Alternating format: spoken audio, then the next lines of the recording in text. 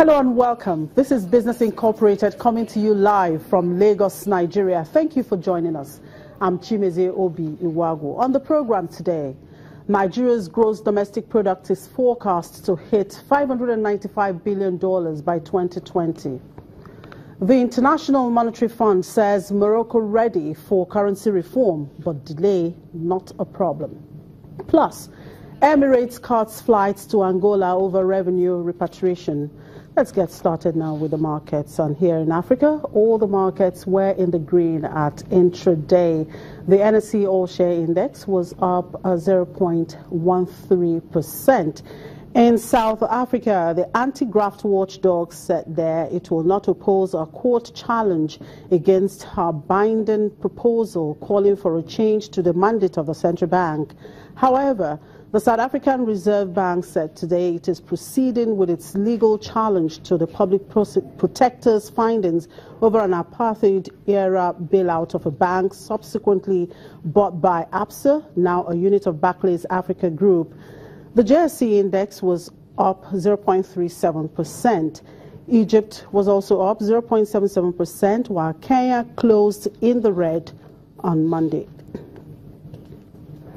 In the Middle East, the banking sector pushed Gulf stock markets. They're slightly higher today, a day ahead of the testimony from Federal Reserve Chair Janet Yellen for clues on when the central bank would tighten U.S. monetary policy. Most Gulf currencies are pegged to the dollar, and any monetary policy change in the United States is usually mimicked by Saudi Arabia, United Arab Emirates, and Qatar. 4 blue-chip banks were up in the first 45 minutes of trade in Qatar. The largest of them, Qatar National Bank, rose 1.7%. The bank is set to report second quarter earnings, the first since Saudi Arabia, the United Arab Emirates, Bahrain and Egypt on June 5 decided to cut diplomatic ties with Qatar and impose stringent economic sanctions on the tiny Gulf state. At intraday, Qatar index was up 0.20%. In Saudi Arabia, half of the 12 listed banks advanced after 10 minutes of trade, with heavyweight National Commercial Bank adding 1.4%. The index was up 0.28% at intraday. Our Union National Bank was the top gainer amongst its peers in Abu Dhabi, adding 1.5%. The index was up 0.10%. At intraday. The Dubai index was up 0.53%, with a majority of trade focused on small to mid-sized shares. Property developer Daya Development was up 1.5%. And the European bourses were higher in early trade following a trend of gains across the US and Asia, as investors kept a close eye on oil prices and looked ahead to a new earnings season. For more, I'm being joined by Janelle Dumalon, DWTV Channels TV financial correspondent. Hello, Janelle. Good afternoon. Thank you very much for coming through to us. Janelle? Right. Janelle, are traders in Europe watching very keenly the news in the oil market and what it means for the wider global marketplace? They are indeed, and truth be told, the mood regarding the oil price issue is getting a bit cloudy here, especially after major banks, including BNP Paribas and Barclays, cut their pricing forecasts for this year and for next year. So once again, it would seem that traders perceive the strategy taken up the OPEC to introduce supply cuts of 1.8 billion barrels per day below the levels of last year's production is not working. But of course, the problem is, not something that the OPEC can entirely control just by itself.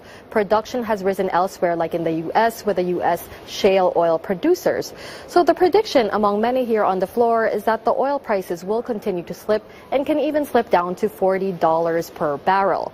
Now, if the OPEC does not manage to introduce more supply cuts or find a way to compensate for rising production elsewhere. Now, European equities are trailing in a tight range today, with all eyes on U.S. Fed Chief Janet Yellen. We can see behind you now the trend that the DAX is actually taking. What do the markets want to hear from her? That is definitely right. I don't know if you can see the DAX behind you. You must be able to. It's looking a little bit droopy there. Essentially, traders are in wait-and-see mode ahead of Yellen's expected remarks tomorrow. So investors will be anticipating another rate hike this year. But probably just one, and what they're really not certain of is when this is going to happen. So investors will be scanning her remarks as for clues as to the timing of this rate hike. But there are other factors like say, very weak wage growth in the U.S. that make investors think that this rate hike will actually happen later rather than sooner this year. Now let's get some corporate news into the mix. Unpack UK retailer Marks and Spencer earnings for us, as well as Wall Street digest PepsiCo results.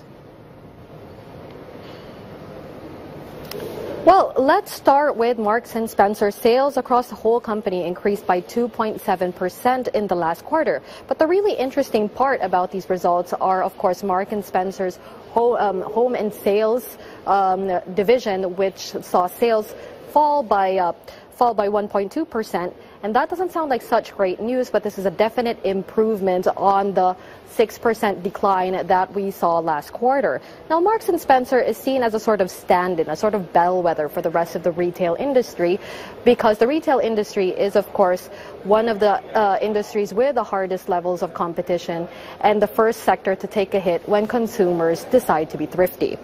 So, news is a little bit better for PepsiCo. They beat profit expectations and saw net income of $2.11 billion in the last quarter.